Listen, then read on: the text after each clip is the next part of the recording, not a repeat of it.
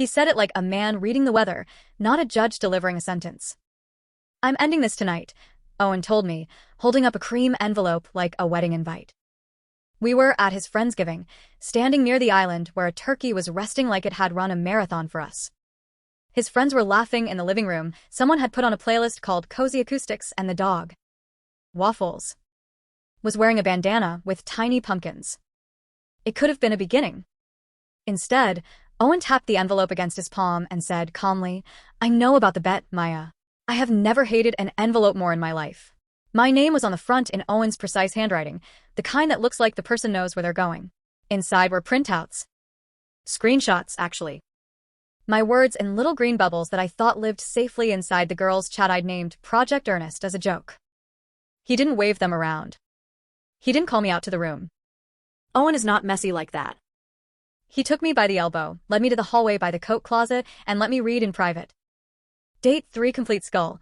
I had typed 2 months earlier. God bless the earnest ones. He thanked the waiter for refilling water like it was a TED Talk. I could hear the voice I use when I think I'm funniest, roommate wine funny, Instagram story funny. In another screenshot, I'd sent a photo of Owen's welcome mat that says, "Wipe paws," with little line-drawn paw prints captioned, "Sending help. I'm in a Pottery Barn hostage situation." There was the worst one, the kernel of everything. Winner buys brunch. First to get 5 dates, out of a solid 5. Tasha had replied with a string of cry-laugh emojis and a "Maya babe, you have a PhD in banter, you got this." Another friend, Kiki, wrote, "Do it for the plot." And I did. For the plot. For the dinner table story. For the private applause we give each other when we think the world is an improv scene and our kindness is optional. Owen had printed the thread right up through the one where I'd scribbled defensively, "He's nice but like nice, you know?" This is social cardio. I'm exhausted. I looked up. Owen was watching my face like a person listens to a language they understand but can't speak. I said the first dumb sentence my panic handed me. "Who gave you my private messages?" He blinked. "Wrong question," he said quietly. "But if you need to know, Mark is Tasha's boyfriend. He plays pickup soccer with Owen. Of course he does. The city is not that big." Tasha had apparently told Mark about the bet because secrets itch, and Mark had looked sick and messaged Owen, "Hey bro, please don't hate me, but I think you should see this." He sent screenshots. Owen waited 3 days. That detail hurt in a way I can't explain. He waited 3 days and I didn't notice, too busy planning a sweet potato casserole. "I was going to tell you." I lied, as if intentions could rewind screenshots. "When?" he asked, not mean, just curious like a scientist. "Before or after I booked us tickets to the Light Festival next week." "Before or after you met my sister tomorrow." Waffles trotted over and leaned against his calf like he could feel the weather change. The bet wasn't even for that much money. $200, a bougie brunch, the kind with a mimosa flight and a waitress who calls you honey like a spell. I had said first to 5 dates. I had said solid 5. Owen, who is a civil engineer who can look at a cracked sidewalk and tell you the story of how the ground moved under it, had apparently read those words and felt the ground move under us. I tried to say something that would make the envelope a misunderstanding. "It wasn't about you. It was." He smiled sadly.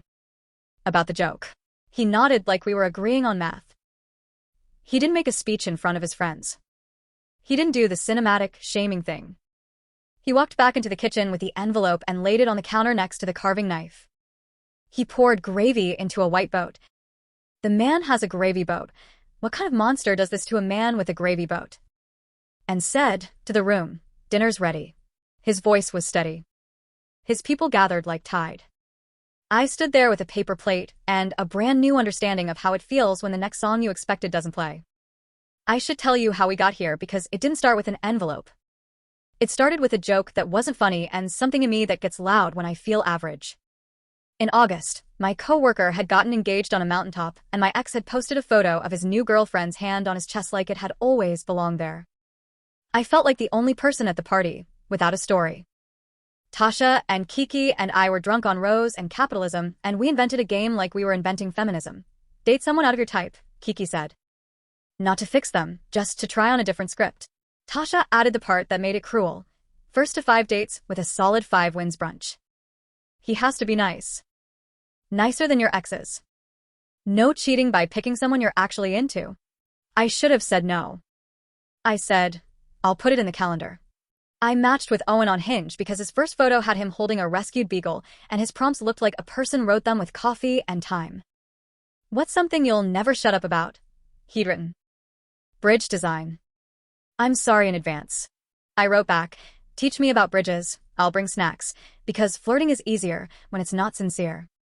He took me to a park with a pedestrian footbridge he had worked on. He told me about expansion joints like they were tiny inventions that let the whole structure breathe. He brought homemade snickerdoodles and a Tupperware and a blanket because he'd checked the weather. The lawn stays damp near the river after 7 p.m. The date was objectively lovely. I sent a photo of the bridge to Project Ernest and captioned it, he's explaining bolts and my brain is liquefying. Kiki wrote back, is liquefying good or bad? I sent a skull emoji and a heart because both were true. Date 2 was tacos, where he ordered the weird thing on the menu and gave me half before I asked. He said servers have the hardest job in America right now, and meant it. He walked me to my door and didn't try to kiss me because I made a joke about liability, and he laughed and said, please do not sue me for hypothetical cheek contact. I liked him. This is the part one don't want to admit because it makes me worse. I liked him, and I still sent Tasha 2 down, like I was earning steps on a watch. When he texted, can I see you again? I sent the screenshot to the group with a winner-winner casserole dinner. Tasha replied with confetti gifs. No one said, hey, stop. Our friendship is good at laughter and not great at law. My friends loved the running commentary because it felt like theater, and also because I am good with words. I can make anything sound like a brave choice. It's practicing dating without the stakes, I said over spicy margs. It's exposure therapy. They cheered this like I had diagnosed a disorder in myself and prescribed a martini. The truth is I was bored and mean in a small, pretty way that looks like personality online. On date 3, Owen told me his sister Nora was moving back from Seattle and he was helping her apartment hunt. He talked about Nora the way people talk about museums, with a reverence that tells you everything about what they value. He showed me a photo of them as kids. Him with braces, her with a haircut she did herself. And I felt my chest do that warm, egg I call story juice. I went home and typed, date 3 complete skull because apparently I am the kind of person who balances softness with cruelty just to keep the scales interesting. By date 4, I knew his coffee order and his laugh pattern and the way he touched waffles had like it was a sacred object. He knew I hate cilantro, and my mother keeps a list of baby names in her phone for daughters who aren't pregnant. He knew I can't sleep if the closet door is open. He said once, half smiling, it's nice to be known. I said, it is, isn't it? And then sent a meme to my friends about the emotional labor of listening. The meme got 7 fire emojis. I slept badly that night and blamed the moon. Date 5 was supposed to be brunch triumph. Tasha and Kiki were already scheduling our reservation at this place in River North where the eggs are performance art. Owen surprised me with tickets to a small museum exhibit because I'd said in passing that I like miniature rooms. We walked through rooms the size of dollhouses, perfect little chairs, tiny rugs, lights you could turn on with a button. It's the control, I said. The rooms are small enough to contain. Owen looked at me kindly and said, maybe. He reached for my hand like you reach for a railing, and I let him. The group chat buzzed in my pocket. Kiki, 5 achieved? I didn't answer. We got soup after. I went home and took a bath and wrote nothing for 2 hours. Then I caved and wrote, 5. Tasha replied with a screenshot of a calendar invite, brunch for the brutally honest. The problem with making a man a game is that he keeps being a person. He brought me flowers when I had my period, but not red ones because he said he didn't want my brain to hate them. He bought orange. He fixed my cabinet door because the hinge was loose, and I joked about him auditioning for boyfriend, and he said, careful. I don't audition. He told me he used to stutter as a kid and still does when he's tired, and a kind speech therapist taught him to ride the rhythm of his breath. He didn't tell me that like a tearjerker. He told me that like an instruction manual. He trusted me with a story. I responded with a screenshot of the cabinet door repair to Project Ernest and wrote, someone husband my hinge. Kiki wrote, stop, I'm ovulating. I wrote, don't make me like him. Tasha wrote, remember the rules. The screenshot that wrecked me, the one I saw in the cream envelope and felt in my molars, was from the night I got a little drunk and posted a blurry Instagram story of his hand holding mine over a table with the caption, Ernest is an aesthetic. It was on Close Friends. Green ring. Kiki replied, so it's a soft launch? Eyes, and I wrote, LOL, relax. I'm an anthropologist. Studying the nice boy face. Owen had not seen that because I had not added him to close friends. Of course I hadn't. I wanted a museum. Small rooms I could control and a crowd behind the velvet rope. Mark saw the story because he follows me and follows Owen. He told Tasha he felt gross. Tasha told him not to be dramatic. Then she told me I should maybe slow down on the stories. I said, it's anonymized, like I was speaking to legal. She didn't push. A week later, Mark sent Owen screenshots from our chat because his stomach had started doing a thing every time he saw Owen's name. Owen read them, printed them, and put them in an envelope because engineers like digests. He invited me to Friendsgiving anyway because he wanted to look at me and see if my face knew what my words did. After he said, I'm ending this tonight, he still let me stay for dinner. I could have left. I should have left. But shame makes you stubborn. I spooned cranberry sauce next to turkey and said thank you to people who call me Maya, the one with the funny tweets. I laughed at a joke about stuffing. I complimented a casserole. I did all the polite things because I was raised to be a good guest even when I'm a bad person. Halfway through dinner, Owen stood up to give a toast. Everyone tapped forks to glasses because the internet told us that's what you do. He thanked Nora for flying in. He thanked the person who brought the pies. He said he was grateful to be surrounded by people who make room at tables. He didn't say my name. He didn't say anything about me at all. That's when I understood the shape of the ending. Sometimes it's not the speech that humiliates you. It's the omission. After dessert, he walked me to the door and handed me my coat. Please don't contact me, he said gently. If you need to apologize for you, write it down and keep it. If you need to return anything, you can leave it with Nora. How long have you known? I asked. Since Monday, he said. I ate 3 lunches alone in my car because I didn't want to cry at my desk. The image broke something in me I thought was steel. I'm sorry, I said, and my throat did a wet, animal sound. He nodded. I believe you, he said. I also believe me. He closed the door softly like you close a door in a house with a sleeping kid. The next day, Tasha and Kiki came over with bagels and defense attorneys in their eyes. We're going to fix this, Kiki said. It's a misunderstanding, Tasha said. I stared at them for a second and then said, we made a game out of a person. Kiki said, we made a brunch out of male mediocrity, and tasted the sentence like it was good. I told them about the envelope, the waiting 3 days, the way he didn't make a show. Tasha said, he didn't have to print it. I said, we didn't have to write it. On Monday, HR called me into a conference room. Not because Owen had reported me. He would rather build a bridge than burn one. But because someone had sent my close friend's story to someone who sent it to someone who emailed a link to my manager, asking if employees were allowed to post about clients. Owen isn't a client, but the tiny room in my video looked like a field office for a municipal project because of the safety posters on the wall behind him, and it tripped the social media policy censors. HR was kind in that way corporate kindness works. Firm, laminated. We're not disciplining, the HR woman said, but please do not post about work environments without written permission. I signed a form that said I had read the policy. I removed the story. I sat in the bathroom and cried quietly about a man who was not my coworker and a choice that couldn't be unwritten. I wasn't fired. At-will employment doesn't mean fire for vibes, but they could have disciplined me for violating policy if I'd been more reckless. That's the legal realism you come here for, internet. There it is. I wrote Owen an apology letter because Dr. Patel, my therapist, got one, aggressively recommend, told me to write for the recipient, not the judge. I wrote it by hand because keyboard apologies look like emails to customer support.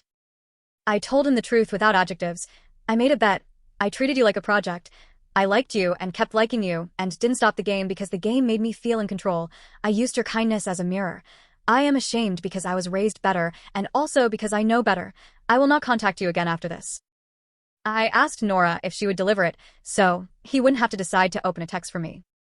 Nora was cool and surgical about it. I will give this to him, she said. Don't expect a reply.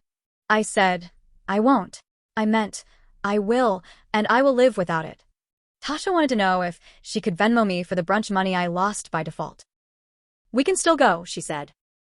The thought of eating Benedict's as a victory lap on a hurt I caused made me want to floss my soul with barbed wire. I blocked the group chat. I didn't do a grand announcement. I just walked away because punishment is not a performance either. Kiki sent a DM a week later saying I was overreacting. I archived it like a receipt for a return I would never make. Time did its boring job. Winter arrived, and the sidewalks got mean. I kept walking. Therapy made me say sentences like, I do cruel things when I'm afraid I am ordinary, and I turned romance into an experiment because I didn't want to be vulnerable without an audience. Dr. Patel is the kind of woman who can hold a silence long enough to make you say the second, truer thing. She made me list 10 kind things Owen had done that I hadn't told the group chat about.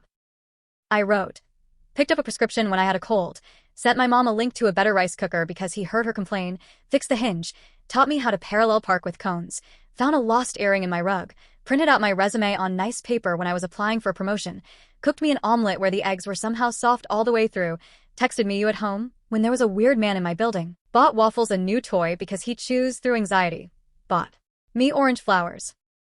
I cried over the rice cooker one. It was so unperformative. He had loved my people by instinct. In January, I saw him at the farmer's market with a girl in a yellow hat. I ducked behind a stack of kale like a sitcom, and then didn't. I walked past him, said hi to Nora, and kept moving. He saw me and did that polite nod you give to someone you once shared fries with and now share a city. He looked fine. Not haggard, not triumphant. Just a person buying apples with someone who laughed at the right part of the vendor's joke. I went home and stirred soup and did not assign a metaphor to the steam. People always ask the forensic questions later like they are divination. How did he get the screenshots? A boyfriend with a conscience. Could you sue someone for sharing a private chat? Not really, unless there's a specific violation of wiretap or privacy laws. Screenshots shared by a participant are usually fair game. Mark didn't hack. He had the texts because Tasha showed him. He also didn't publish them. He turned them into a conversation. Can HR fire you for a close friend story? They can discipline for policy violations if the story shows workplace details or harms reputation. At-will employment gives them latitude. In my case, they documented and moved on. Did Owen embarrass you publicly? No. He protected his people and even protected me from my worst self by not turning a dinner into content. I don't get a redemption arc where I win him back with a speech in the snow. I get a realistic one where I become the person I should have been before he met me. I stopped posting men like they were recipes. I made new friends, the kind who ask, did you tell him? When you complain, not what did you post? I offered Tasha coffee and we had a small, honest fight about what we do for attention and what kinds of jokes were at the core. We aren't as close now. That's okay. Kiki spectacularly subtweeted me once. I didn't engage because my therapist says sometimes the win is shutting up. I took a class on boundary setting that sounds like a joke until you watch a woman practice saying, no, thank you, without adding 40 justifications. I still have the envelope. Not because I like pain souvenirs. Because sometimes the proof helps when my brain tries to say, it wasn't that bad. It was. It's his handwriting. It's my texts. It's the clarity of a person who could have set me on fire for sport and chose, instead, to hand me water and tell me to drink it somewhere else. I heard through Nora that Owen started dating the girl in the yellow hat in February. She's an elementary school art teacher who baked a pie for their friend's game night and labels her Tupperware with masking tape and Sharpie. Of course she does. They adopted a second rescue in the spring. The dogs have matching bandanas and photos that make my chest ache in a way that isn't jealousy anymore. It's gratitude. He got the life he was building even before me. He wins by living the way he always lived. Open-handed, boundary clear, not entertaining auditions from people who bring a camera to the table. I learned what I needed to learn, and not because life is a TED Talk. I learned that do it for the plot is just a cute way of saying I don't want to be present without witnesses. I learned that there is no brunch good enough to warrant making a person a dare. I learned that niceness is not mediocrity. It's a practice that builds a life where your sister moves back and your friends show up with pies and your dog leans on your leg when the weather changes. I learned that apologies are for the harmed, not the crowd. You don't get extra credit for performing remorse. I learned that leaving quietly is sometimes the most devastating consequence of all. I do not expect a second chance. That's not self-flagellation, it's math. There was a man and a bet, and a season where I acted like character is a thing you can outsource to the people you love. He handed me back my words in an envelope and chose himself. He chose peace and a yellow hat and dogs that don't know about screenshots. He chose a table where his name is said with admiration, not as a punchline prefaced with hearts and skulls. He chose not to be a lesson. I am the one who gets to be that. Sometimes, when I cross a bridge in the city, I think about expansion joints and how structures are built with the understanding that they will move, they will breathe, they will heat and cool, and need to flex to avoid cracking. Owen tried to show me that on our first date. I was too busy narrating to listen. I look up at the lines and bolts and I whisper, "I'm trying." The bridge never answers. It holds. It's enough. If you're reading this to decide whether you should confront her publicly or quietly end it, I can't tell you what to do. I can tell you the quiet ending burned cleaner. He didn't recruit the room to punish me. He didn't post my texts. He didn't invite the internet. He set a boundary I could feel with my skin and my calendar. I respect him more for that than I deserve to. He wins. I lose him. And I win in the long run if I stop treating people as plot devices and start acting like a person who is worthy of the dinner table without making someone else a dare. The last time I saw him, months later, I was unloading groceries and he walked by with waffles and the new dog. Pancake, because the man loves a theme. We both laughed at the name, a reflex we built on a Kinder day. "They're a set now," he said, smiling. "They look happy," I blurted, and then wanted to swallow the sentence because it sounded like I had just discovered joy. "They are," he said. He tipped 2 fingers in a half salute and kept walking. I went upstairs and put oranges in a bowl that looked like the flowers he'd chosen once because red felt like an accusation. I stood very still in my kitchen and let the quiet be what it was. A room with one person in it who no longer needs to forward her life to chat to feel real. I washed the envelope off my hands by cooking, by calling my mother back, by not making jokes when sincerity was required. I texted Tasha on her birthday and didn't add a passive-aggressive TED Talk link. I mailed Kiki a baby gift when she had her kid because babies deserve onesies that are not metaphors. I left the brunch spot a 5-star review because the service was excellent the one time I went without celebrating cruelty. And this morning, I deleted Project Earnest from my phone. The chat, like so many unkindnesses, was just dust once you open the window. I don't know if Owen ever opened my letter. Dr. Patel says the point is that I wrote it for my hands to learn the shape of repair, not for the return receipt. I like to imagine Waffles chewed a corner of the envelope and Owen laughed a small laugh in the kitchen while someone stirred soup and the bandana sat neatly folded by the back door.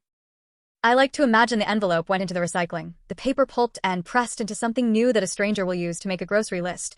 Apples, flour, flowers, dog treats. Bridges bend. Paper becomes other paper. People grow. Or at least this person does. I am trying. It's the only plot I can carry without hurting anyone else.